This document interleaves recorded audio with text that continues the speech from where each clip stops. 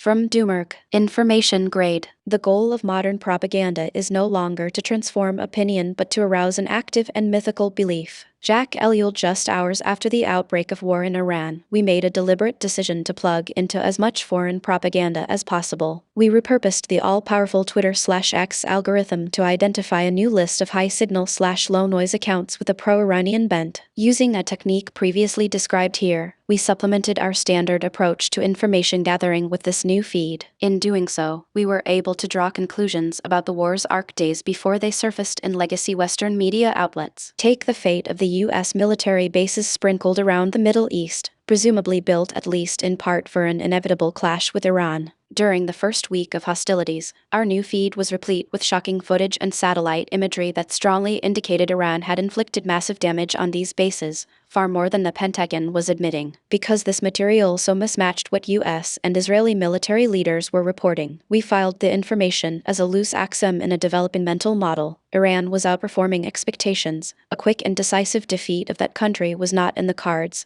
and no amount of jobbing would alter events on the ground, although, in many cases, it took several weeks. Traditional news organizations slowly began to confirm what by then had become old news to us, culminating in this remarkable investigation by the Washington Post, published Wednesday. Iranian airstrikes have damaged or destroyed at least 228 structures or pieces of equipment at U.S. military sites across the Middle East since the war began, hitting hangars, barracks, fuel depots, aircraft and key radar, communications and air defense equipment, according to a Washington Post analysis of satellite imagery. Much of it seemed leaked from Chinese sources, having found its way to Twitter/X via popular Chinese social media outlets, and was mostly confirmed by Western-based satellite providers, at least before the Pentagon demanded they stop publishing it. The threat of air attacks rendered some of the U.S. bases in the region too dangerous to staff at normal levels, and commanders moved most of the personnel from these sites out of the range of Iranian fire at the start of the war, officials have said.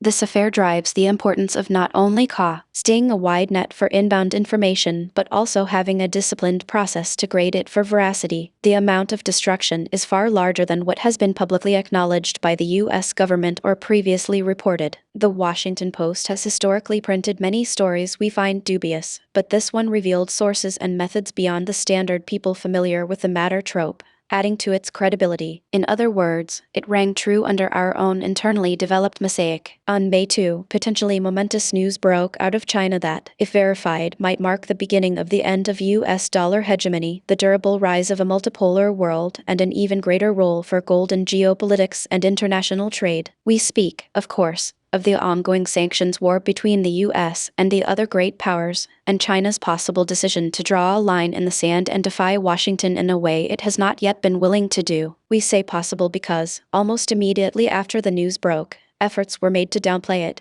putting us in a strikingly similar position to that first week of the war. We are pretty sure something incredibly important is happening, but we are getting strongly mixed signals on the matter. With U.S. President Trump allegedly traveling to Beijing soon for what may be a historic summit with Chinese President Xi Jinping, making sense of the conflicting headlines has never been more urgent. Let's work through the evidence together, ponder the consequences, and get ready for the big show ahead.